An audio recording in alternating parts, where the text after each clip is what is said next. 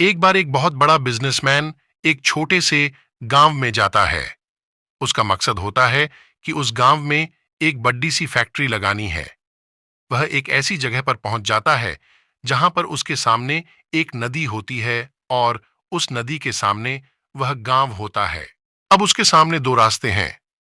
पहला यह कि वह सड़क के रास्ते घूमकर उस गांव तक पहुंचे, जिसमें लगभग 10 घंटे लगेंगे, क्योंकि वहां तक पहुंचने का कोई डायरेक्ट रास्ता नहीं है।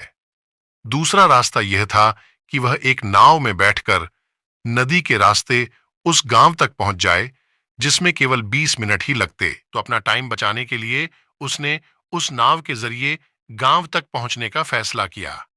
वह नाव बहुत छोटी सी थी, जिसमें एक तरफ वह आदमी बैठा था जो नाव चला रहा था और दूसरी तरफ वह बिजनेसमैन बैठा था। नाव में बैठने के थोड़ी देर बाद उस बिजनेसमैन ने नाव वाले से पूछा, तुझे पता है तेरी नाव में कौन बैठा है? तो नाव वाले ने बड्ढे भोलेपन से कहा, ना नहीं साहब, मैं नहीं जानता। तब बिजनेसमैन ने कहा, अरे तू अखबार नहीं पढ़ता है क्या? मेरी फोटो हर दूसरे तीसरे दिन अखबार में छपती है। तो नाम वाले ने कहा, अरे साहब, मुझे पढ़ना लिखना नहीं आता है। मैं छोटा सा था जब मेरे पिताजी गुजर गए थे और अपने परिवार का ध्यान रखने के लिए मैं बचपन से ही काम में लग गया। इसलिए मेरा स्कूल बचपन में ही छूट गया था।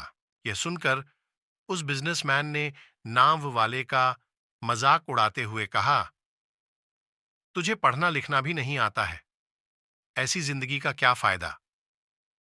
यह सुनकर उस नाव वाले को बुरा तो लगा, लेकिन उसने कुछ नहीं कहा। थोड़ी देर बाद वह बिजनेसमैन उस नाव वाले से बोला, अभी कुछ दिन बाद यह जो तू सामने जमीन देख रहा है ना, वहां मेरी एक बड़ी सी फैक्ट्री लगेगी जहां पर हम मिनरल वाटर की बॉटल्स बनाएंगे। उस नाव वाले को बात समझ नहीं आई। उसने कहा, किस चीज की फैक्ट्री? तो बिजनेसमैन ने बड़े इरिटेट होकर उससे कहा कि वहां पानी की बोतलें बनेंगी जो तेरे गांव में नहीं बिकती, लेकिन शहरों में बहुत बिकती है। तब नाव वाले ने कहा, अरे साहब, मुझे कहां पता होगा, मैंने तो कभी इस गांव से बाहर निकला ही नहीं। फिर बिजनेसमैन ने उसके ऊपर हंसते हुए बोला, तू कभी इस गांव से बाहर तक नहीं गया, तुझे पता ही नहीं कि शहर क्या होता है। यह सुनकर उस बिजनेसमैन ने नाव वाले का मजाक उड़ाते हुए कहा, तुझे पढ़ना लिखना भी नहीं आता है, ऐसी जिंदगी का क्या फायदा?